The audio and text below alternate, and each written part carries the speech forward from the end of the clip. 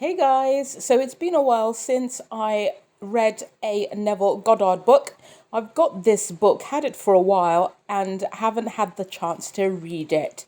So it's called the Neville Goddard Deluxe Collection. I hope you enjoy it.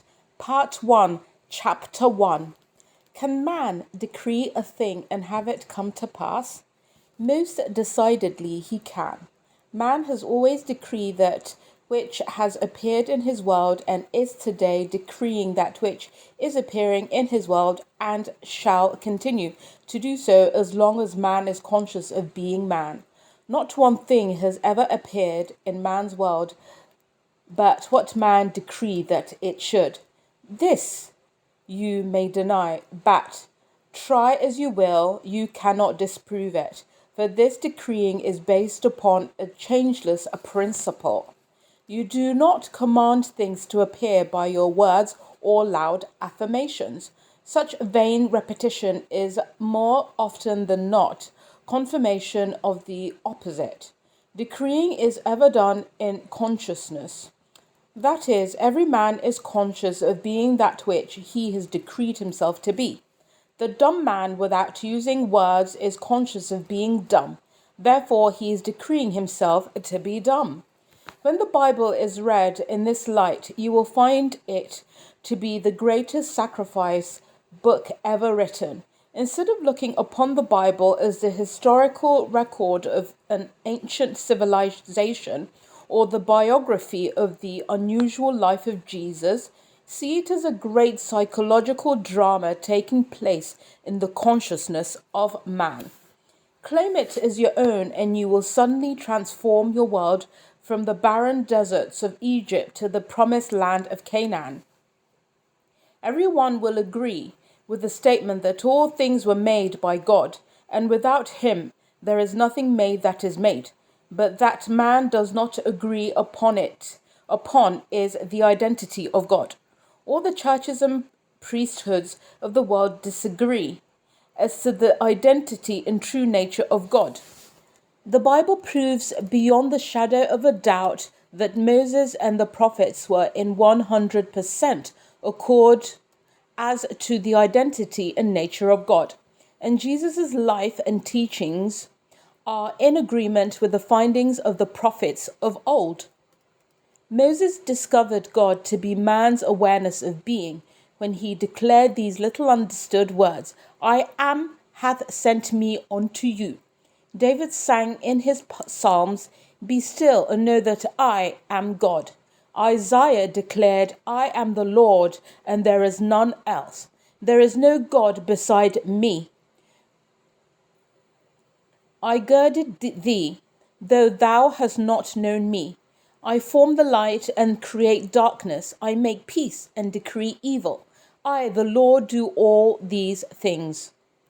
The awareness of being as God is stated hundreds of times in the New Testament. To name but a few, I am the shepherd, I am the door, I am the resurrection and the life. I am the way, I am the Alpha and Omega, I am the beginning and the end. And again, whom do you say that I am? It is not stated, I, Jesus, am the door, I, Jesus, am the way, nor is it said, whom do you say that I, Jesus, am? It is clearly stated, I am the way. The awareness of being is the door through which the manifestations of life pass into the world of a form. Consciousness is the resurrecting power, resurrecting that which man is conscious of being. Man is ever out picturing that which he is conscious of being. This is the truth that makes man free, for man is always self-imprisoned or self-freed. If you, the reader, will give up all of your former beliefs in a God apart from yourself and claim God as your awareness of being, as Jesus and the prophets did, you will transform your world with the realization that I and the Father are one. This statement, I and the Father are one, but my Father is greater than I, seems very confusing. But if interpreted in the light of what we have just said concerning the identity of God, you will find it very revealing. Consciousness being God is as a father. The thing that you are conscious of being is the Son bearing witness of his Father. It is like the conceiver and the conception. The conceiver is ever greater than his conceptions, yet ever remains one with his conception. For instance, before you were conscious of being man, you were first conscious of being.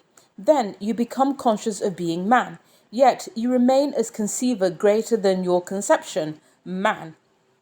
Jesus discovered the glorious truth and declared himself to be one with God, not a God that man had fashioned, for he never recognized such a God. He said, "If any man should ever come, saying, 'Look here,' or 'Look there,' believe them not, for the kingdom of God is within.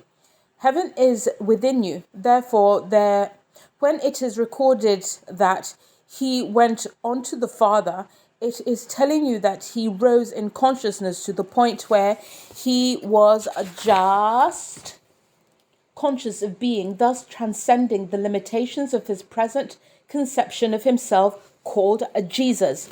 In the awareness of being all things are possible, he said, 'You shall decree a thing, and it shall come to pass.' This is the decreeing, rising in consciousness in the neutralness of being the thing desired.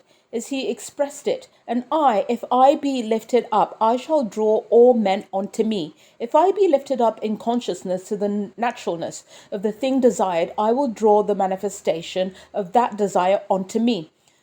For he states, "No man comes unto me save the Father within me draws him, and I and my Father are one."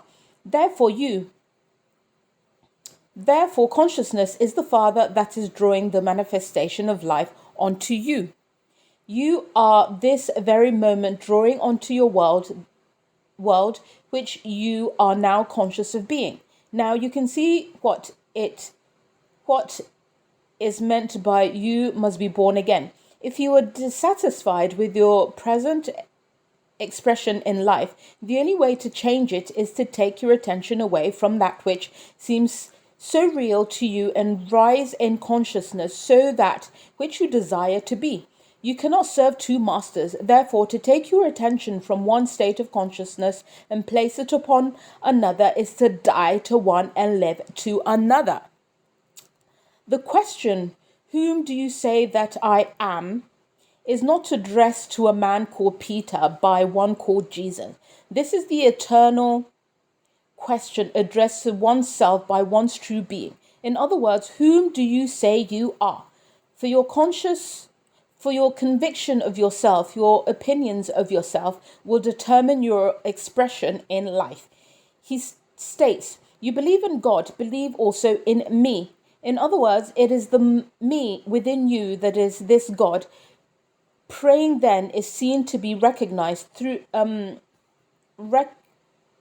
recognizing yourself to be that which you now desire, rather than its accepting form of petitioning of God that does not exist for that which you now desire.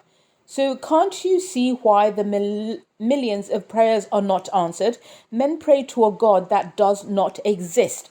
For instance, to be conscious of being poor and to pray to a God for riches to be rewarded with that which you are conscious of being, which is poverty.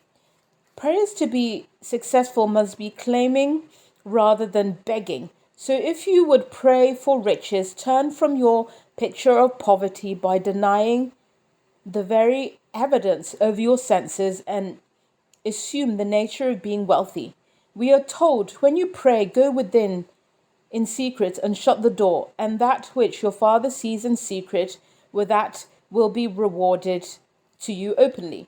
We have identified the Father to be the awareness of a being. We have also identified the doer to be the awareness of being. So shutting the door is shutting out that which I am now aware of being and claiming myself to be that which I desire to be. The very moment my claim is established to the point of conviction, that moment I begin to draw onto myself the evidence of my claim.